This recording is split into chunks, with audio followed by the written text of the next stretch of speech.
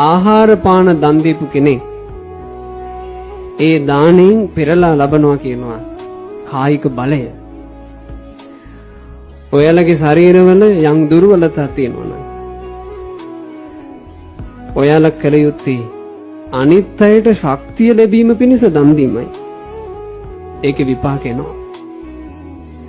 ශරීරවල ලස්සන සම්බන්ධයෙන් පසුතැවිලි ඉන්න අය සමහරවිට ගොඩාක් ධනෙ තියෙනවා, වස්තුව තියෙනවා, හැබැයි හිතේ සැනසෙල්ලක් නැහැ. රූපේ මදි. රූපේ හැඩ මදි කියලා හිතෙනවා නම් වස්ත්‍ර දන් දෙන්න. ඇඳුම් පැළඳුම් අනිත් අයට ලස්සනට ඉන්න උවමනා කරන දේවල් වල දන් දෙන්න. හොය දන් දෙන්න වස්ත්‍ර දානේ. සැනසෙල්ල. මානසික ජීවිතේට දානේ පිහිට වෙන හැටි හරි පුදුමයි. මගේ දෙකේ අවස්ථාවක පිරිසක් කතා කරන්න එනකොට එයාලා එකතු කරගෙන ආව චූටි දූ පොඩ්ඩක් ලස්සන දුවක්. එයා දාගෙන ඉන්නවා ලොකු කණ්ණාඩි දෙකක්. හරියට නිකන් අර මේ බෝතල් අඩියෙන් පේනවා වගේ තමයි එයාගේ ඇස් දෙක මට පේන්නේ. මම එයාට කතා කරනකොට එයාට එකපාර මාව ફોකස් කරගන්න බෑ. අමුතු විදිහකට මන් දිහා බැලුවේ. මට චූටි දුවක් නිසා දුක හිතුණා. මං ඇහුවා මෙයාගේ මොකෝ මේ අනේ ස්වාමීන් වහන්සේ දුවට පොඩි කාලේ ඉඳලා ප්‍රශ්නේ තියෙනවා.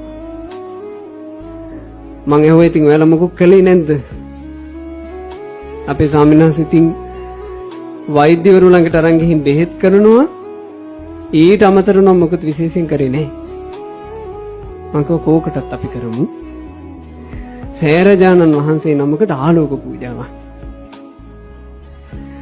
ආලෝක පූජාව කියලා කියන්නේ ඇස් දන් දීමයි කියලා බුද්ධ දේශනාවේ තියෙනවා.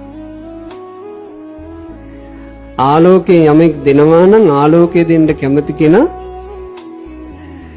ඒ ආලෝකේ දීමෙන් දෙන්නේ ඇස් දන් දීමයි. දැන් ඇත්තටම පින්වතුනි හිතන්නකෝ අද ලයිට් ගියා නම් එකපාර අපේ ඇස් තිබ්බට අපිට මේ පරිසරේ නොපිනියන ඕනේ. එතකොට මේ ආලෝකයෙන් තමයි අපට ඇස් ලැබිලා තියෙන්නේ නේ. මං කව ලෝකයට ආලෝකය ලබා දුන්නේ අපේ බුදුරජාණන් වහන්සේනේ. ඒ බුදුරජාණන් වහන්සේගේ ධාතු සෑයකට අපි දූගේ නමින් ආලෝක පූජාවක් කරමු. ඒ දෙමව්පියන්ට මම ඒකට අවස්ථාවකුත් හදලා දුන්නා. ඒ අම්මලා පහන් ආලෝක 100 ගානක්ද කොහෙද මේ දල්වල දූ වෙනුවෙන් ආලෝක පූජාවක් කළා. ඒ ආලෝක පූජාවෙන්